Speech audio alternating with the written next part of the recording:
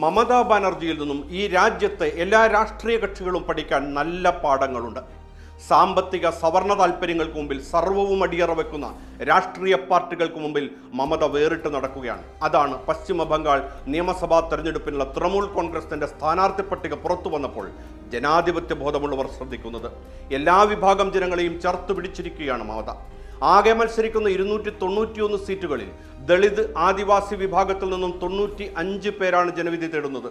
ഇതുകൂടാതെ 47 മുസ്ലിം സ്ഥാനാർത്ഥികളെയും തൃണമൂൽ തെരഞ്ഞെടുപ്പ് ഗോതയിൽ ഇറക്കി. 45 സ്ത്രീകളാണ് പട്ടികയിൽ ആകെ ഇടം പിടിച്ചത്. സമൂഹത്തിലെ എല്ലാ വിഭാഗം ജനങ്ങളെയും ചേർത്തു പിടിച്ച മമതയുടെ നിലപാടിന് സാമൂഹിക മാധ്യമങ്ങളിൽ ഉൾപ്പെടെ വൻ കയ്യടി നേടുകയാണ്. അപ്പോഴാണ് കേരളത്തിലെ കോൺഗ്രസും UDF സംവിധാനവും പ്രതിക്കൂട്ടിലാകുന്നത്.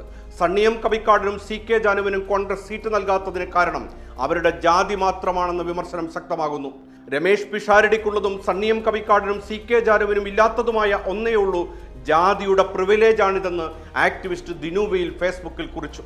അതേസമയം വൈക്കത്ത് സീറ്റ് നിഷേധിച്ചതിൽ വിശദീകരിക്കേണ്ടത് കോൺഗ്രസ് നേതൃത്വമാണ് സണ്ണിയം കവിക്കാട്. എന്താണ് സംഭവിച്ചതെന്ന് പ്രതിപക്ഷ നേതാവിന് എനിക്കും വളരെ വ്യക്തമായി അറിയാവുന്നതാണ്. പിന്നെ പറയുന്നതൊക്കെ രാഷ്ട്രീയമായ ചില കാര്യങ്ങളാണ്. ഇതിനകത്ത് സംഭവിച്ചതെന്ന് പറയുന്നത് നിങ്ങളുടെ കോൺക്രീറ്റായ ആവശ്യമെന്താണ്? തെരഞ്ഞെടുപ്പ് കാലത്ത് സീറ്റില്ലാതെ പിന്നെ എന്താണ് ആവശ്യം എന്ന് ഞാൻ മറുപടി പറയും. താൻ സ്ഥാനാർത്ഥിയാകുമെന്ന് വാർത്ത വന്നപ്പോൾ ആദ്യം രംഗത്തെത്തിയത് സംഘപരിവാർ ശക്തികളാണ്.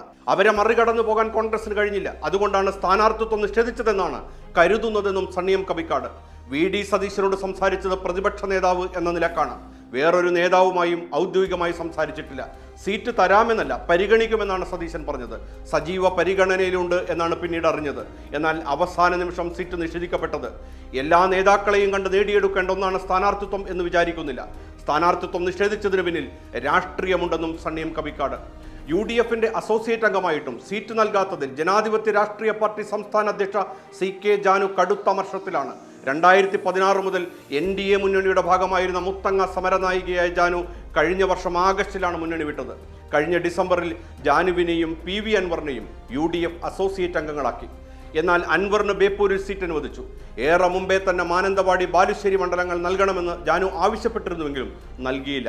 ഇതോടെ വരുന്ന 22-ന് എറണാകുളത്ത് JRPയുടെ കൺവെൻഷൻ വിളിച്ചു ചേർത്ത് തുടർ നീക്കം നടത്താനാണ് CK ജാനുവിന്റെ തീരുമാനം.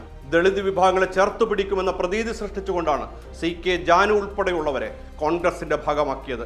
എന്നാൽ സ്ഥാനാർത്ഥി പ്രഖ്യാപനത്തിൽ ആരെയും കാണാനില്ല. ഇവിടെയാണ് മമത വഴിവെളിച്ചമായി മുൻപേ നടക്കുന്നത്. ബംഗാളിൽ ഇടതുമുന്നണിയുടെയും BJPയുടെയും ആദ്യ സ്ഥാനാർത്ഥി പട്ടിക തിങ്കളാഴ്ച പുറത്തു വന്നിരുന്നു. എന്നാൽ മമതയുടെ സ്ഥാനാർത്ഥി പട്ടികയാണ് ഏറെ ചർച്ചയാകുന്നത്. ഇന്ത്യയിൽ ആഴത്തിൽ വേരൂന്നിയ ഒരു സാമൂഹിക നിർമ്മിതിയാണ് ജാതി.